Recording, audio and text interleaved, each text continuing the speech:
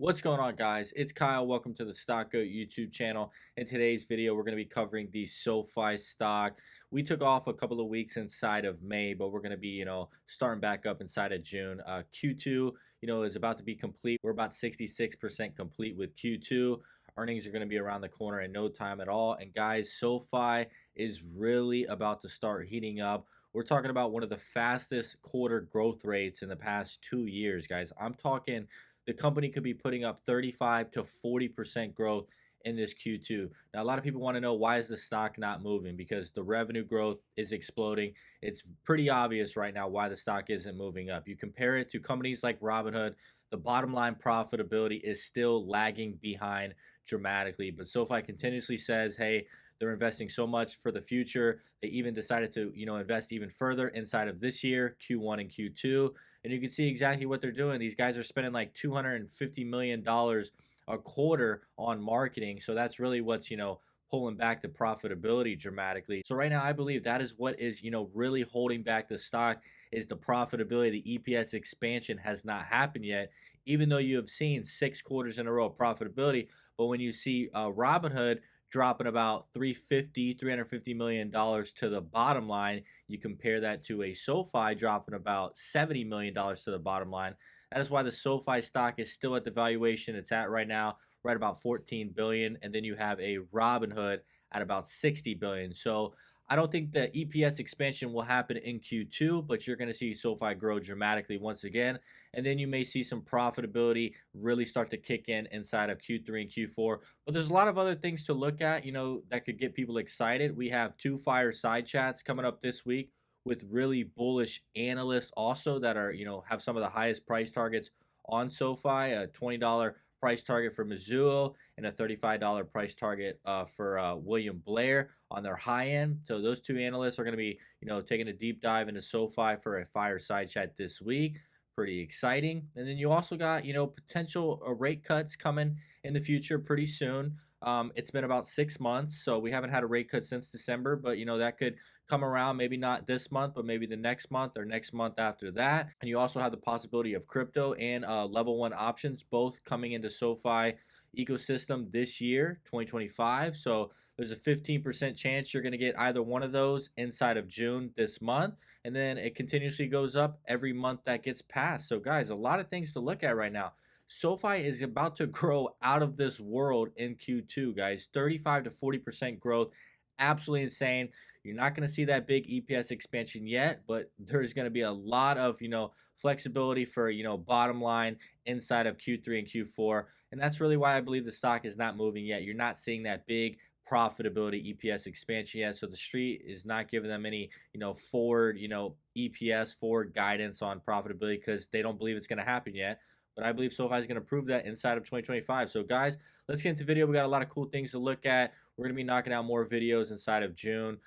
Earnings are going to be coming up, in no time at all. So be sure to smash the like button, drop a comment, subscribe to the channel. Let's get into it. All right, guys, you can see right here, breaking news. CFO Chris Lapointe will be participating in the William Blair Growth Stock Conference on June 4th at 5:30 p.m. this week. Also participating at the Mizuho Technology Conference on June 10th.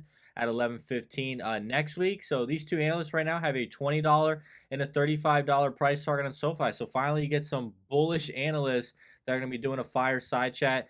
And maybe you hear them really announce something cool because, we just saw Anthony Noto on the last fireside chat with Bank of America said, hey, we got potentially 10 deals about to close for Galileo inside of, 2026 Q1 that will be producing revenue for Q1 2026. So 10 deals for Galileo could potentially be closing in the next couple months, producing revenue for 2026, which of course 2026 is the big year because management needs to hit the bonus compensation package, $45, the high end, specifically Anthony Noto to get that $300 million award. So they're running out of time, but hey, if 2026 is going to be the year, Galileo is going to explode in growth, maybe 20, 30, 35% growth.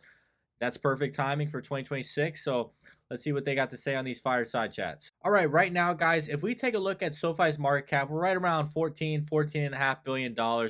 SoFi is actually the 20th largest bank by market cap in America. So guys, there's like literally 500 to 1,000 banks out there.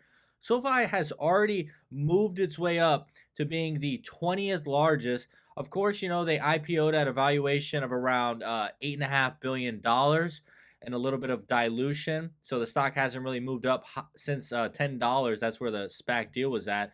So it's about $13 right now. So a little bit of dilution, but 14 billion right now is where we're at as a public traded company for banks. So guys, there's a lot of banks right here that are just, they're just basically not growing at all. They're just banks that just consistently have the same profitability every year. So the profitability is, way ahead of SoFi.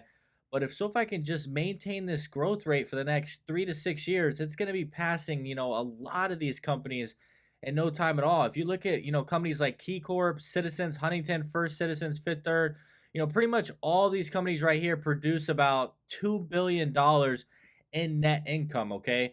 And SoFi right now, maybe they finish out the year at about 350, 400 million, but just, consistent growth, and they're going to be blowing past these companies in no time at all. So guys, we want to see SoFi, make its way up higher and higher, but basically the big jump you're going to see is this 28 billion. To get to that next level, you got to get to 51 billion to get to Truist. So I want to see SoFi surpass all of these banks all the way up to, number 13th, M&T Bank, State Street, Fifth Third, First Citizens, Huntington, Citizens, KeyCorp. I want to see SoFi make its way up to the top 13.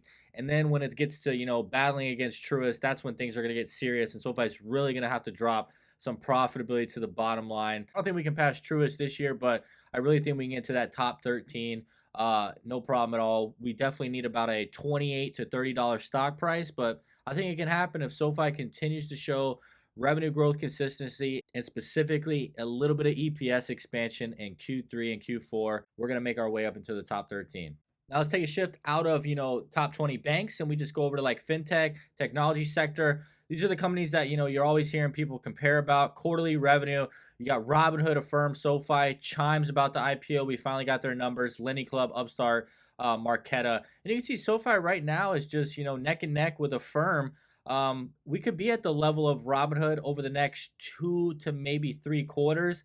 If Robinhood's revenue just, stalls out about this same level, we could surpass them no problem at all in the next 2 quarters, because Robinhood just had $1 billion in revenue because of, massive crypto volumes, and boom, they're right back down to 900 million. That's just how it is with crypto. So if I could also be getting crypto in the future pretty soon. So guys, right now, the SoFi Affirm valuation, we just keep going back. We did surpass Affirm's valuation for a little bit of time, and it just keeps going back and forth. But guys, I just think SoFi is a better business overall compared to Affirm. Let's take a look at their market cap real quick. SoFi at about 14.5 billion, and you can see Affirm at about 16.7 billion. So SoFi and Affirm are just going back and forth right now.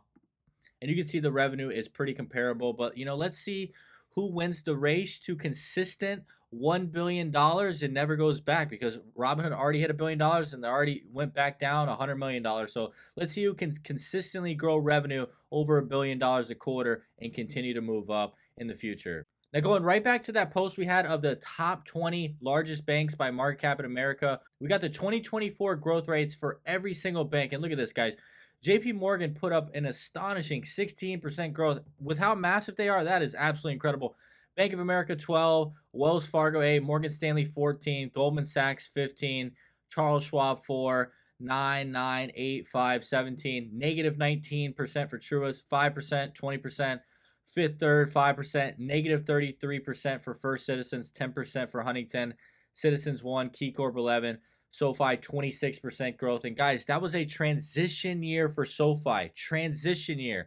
You saw the growth kind of stall in Q2, Q3, and then they turned it around. You can see right here, SoFi has the fastest growth out of every single bank listed on this top 20 right now. There was actually only 2 banks with over 20% growth, and that was State Street right here with 20% on the dot. So only 2 banks are putting up over 20% growth. But remember, guys, that was the transition year for SoFi. I think SoFi is going to shift over to the 35% growth range. So guys, we're definitely going to maintain this higher PE ratio long term if we can maintain that growth rate at 30%. We will never be trading in the 10 to 15 times PE ratio if we can maintain the fastest bank in America's growth rate when you're looking at the top 20 banks by market cap. Okay, so yes, guys, SoFi finished #1 last year. It was confirmed. 26% growth. That was a transition year. That's not even, what SoFi can really do if they really put the foot on the gas. I think you're going to see this year they clip into the 30, maybe 35% range. Now, like we said in the beginning of the video, why is the stock not moving, but the company keeps growing? It keeps adding members. It keeps adding EBITDA. It keeps adding revenue. Everything's going up and to the right. What is the problem with SoFi? And that is a very simple answer, guys. And I believe it is because you're seeing a lack of profitability when you compare it to companies like a Nubank and like a Robinhood, who are seeing EPS expansion happen right now. This is the last 5 quarters. You can see Q1 2024, 29 million, Q2 2024, 17 million, Q3 2024, 60 million, Q4 2024, 61 million, and then Q1 2025, 71 million. You're likely going to see the exact same thing happen for Q2 2025 because SoFi is just going all in on this growth, adding as many members as possible, $250 million burn rate on marketing. You're likely going to see a number in the 80 to 90 million range for net income once again. Hopefully in Q3 and Q4, you see the EPS start to expand a little bit if they back off, the marketing spend and stuff like that, the expenses, and you'll see them put up maybe, 120, 150 million.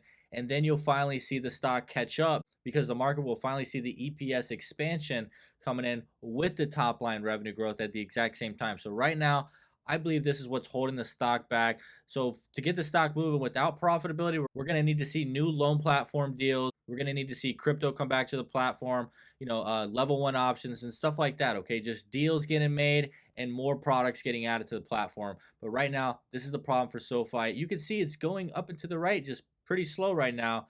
But to get into that, 2026, 80 cents EPS, you're going to need to see them start slapping on quarters, 200 million, 200 million, 200 million, 200 million.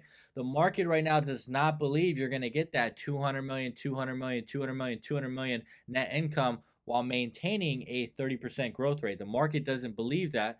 I personally believe it's going to happen because, SoFi has given us no signs that, the business is slowing down right now. So guys, this is the problem with SoFi right now. But guys, it looks like SoFi is ready to flex its fintech muscles in 2025. Q2 is going to be strong at a minimum of a 34% growth rate. Look at this, guys. Average estimates by analysts on Wall Street is $800 million. Sales growth rate year over year, 34%. Guys, the best news is SoFi matched this guidance on their earnings presentation, and they gave a guidance of 785 to 805 million for Q2 2025. So, the top end of 805 did beat the analyst estimates of 800 million. But the good news is if you look at last year's Q2 and Q3 from what they, guided for, you can see they guided here 550 to 565, came out with a 597 million for Q2 2024. They beat the top end by $32 million. And then if you look at the same thing for Q3 2024, the next quarter, they guided 625 to 645, came out at 689. They beat the top end by $44 million. So both quarters, Q2 and Q3, they beat the top end by 30 million and 40 million. So if we just get a little bit conservative and say they beat the top end this quarter by $20 million, that's $825 million in revenue coming out for Q2, extremely solid. And if they do come in $20 million over the top end of 805 is what the analysts want. 597 from Q2 last year, that's 38% growth to get to $825 million. 38% growth we're going to be seeing. This is what SoFi is talking about of, foot on the gas, not worried about profitability at the moment. 38% growth, guys. This is 38% growth without a dollar coming in from crypto. If they were getting a little bit of a crypto boost, you're getting into the 40, 42%, 43% range probably if they add on a big chunk of revenue from there. So guys, this is insane for Q2. I think they're going to beat it by over $20 million.